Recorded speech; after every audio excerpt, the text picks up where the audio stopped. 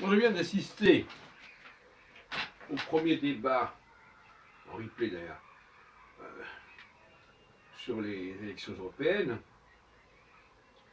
avec des histoires de temps de parole qui me paraissent complètement ridicules. Alors il y a 12 candidats, 12 têtes de liste, il y en a d'autres certainement d'ailleurs, qui doivent avoir des temps égaux de parole, quel que soit l'intérêt de ce qu'ils ont à dire, quel que soit ce qu'ils représentent. Et les animateurs sont réduits en quelque sorte, à peu de choses près, à compter le temps de parole en disant vous avez encore une minute, vous avez déjà dépassé votre temps. Je trouve ça pathétique, pitoyable, véritablement. Moi qui organise des cafés philo depuis plus de 18 mois, et qui sont filmés d'ailleurs, vous pouvez voir, café philo McDo ça s'appelle, eh bien, cette idée de temps de parole égaux paraît ridicule, comique même. Si les gens n'ont rien à dire sur un sujet, c'est pas la peine qu'ils le disent. Si ils ont à dire des choses qui ont déjà été dites par les autres, c'est pas la peine qu'ils le disent. Le problème, c'est que la question, un débat, c'est pas un débat, c'est un débat. Un débat, c'est pour faire avancer le public. C'est pas pour que chacun ait le même temps de parole. Moi, je n'interviens dans une discussion que si ça me paraît nécessaire, et pas parce que j'ai un temps de parole X ou Y. Et je ne donne pas le temps de parole aux gens selon ce qu'ils ont en disant ah oui mais vous avez pas on ne répartit pas également le temps de parole. Il faut que les gens aient des choses à dire. Ils s'imposent par la pertinence de leurs propos. Et puis aussi, alors donc finalement je n'aime pas le mot débat ici. C'est une expression qui est vidée de sa substance. Un débat, c'est une épreuve de force où les meilleurs gagnent, où les meilleurs parlent davantage, où les meilleurs entraînent l'assentiment et l'adhésion. Et c'est pas un endroit. Et donc c'est un débat, je dirais, féminin qu'on nous impose ici sur le service public. Féminin, où chacun doit parler. D'ailleurs, finalement, les animateurs, ils ne s'intéressent pas du tout à ce qui se dit. Hein. Personne n'écoute personne dans cette histoire.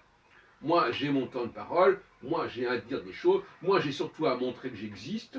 Donc, finalement, même si je répète la même chose que l'autre, c'est pas grave. Ce qui est important, c'est qu'on me voit parler. Bon, je trouve ça lamentable. Alors, bon, c'est vrai que dès qu'on est dans les élections, on est dans les temps de parole égaux. Bon. Mais au niveau, lorsqu'on arrive aux deux derniers en lice, ça se défend un petit peu. Mais quand on est au début d'un processus, tout ça assez aberrant. On a assisté déjà, il y a 2 ans, 2 ans et demi, aux primaires, où il y avait 6 ou 7 candidats, il y a beaucoup moins de femmes que d'hommes d'ailleurs, ce qui me paraît assez logique. Et je ne dis pas que ces candidats ne sont pas. Ces listes, généralement, ils sont assez bons, de manière générale. Et même les plus jeunes. Et finalement, même au sein d'une même famille politique, les socialistes et les républicains, eh bien, voilà, il fallait le même temps de parole entre les candidats. On finit par ne plus très bien savoir à quoi sert le débat. Un débat, c'est pour arriver à un consensus, d'une certaine manière, à une analyse. Par exemple, les animateurs auraient pu dire, voilà, apparemment, entre vous, il y a ceux qui parient sur l'Europe, et d'autres qui pensent que l'Europe donnera la solution, et d'autres qui parient sur le rôle de la France, ou encore même le rôle du comportement individuel. Ce n'est pas complètement idiot non plus. Parce qu'il y a des problèmes au niveau de la famille, au niveau de la maison, qui se posent, au niveau du comportement personnel, du consommateur, et qui ne sont ni nationaux, ni. a fortiori supranationaux. Voilà, il faudrait quand même qu'il y ait des structures de discussion genre, à peu près satisfaisantes. Et bien sûr, on peut toujours dire qu'un tel représente tel et tel parti, mais là, en l'occurrence, il faudrait simplement que les gens discutent, avancent entre eux, et puis voilà. Et puis ceux qui arrivent à parler un peu plus que les autres, tant mieux pour eux, ou tant pis pour eux. Mais il ne faut pas renverser les questions, euh, les débats et les enjeux. Ce qui est important, c'est d'avancer dans la discussion. On avance dans la discussion, et puis chacun, si les gens ont des choses à dire, ils disent ce qu'ils ont à dire. Et là, ça favorise les plus faibles, finalement. C'est toujours comme ça dans les groupes féminins.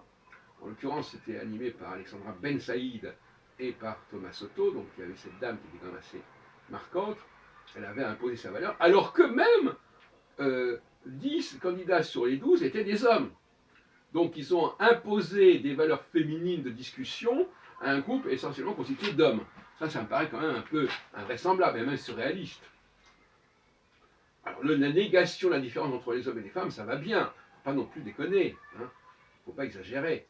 Bon, alors il faut bien comprendre que les hommes et les femmes n'ont pas la même conception du débat, n'ont même la même compréhension de ce que c'est que le débat, et que on n'a pas à se voir imposer une conception féminine dans un groupe très majoritairement masculin.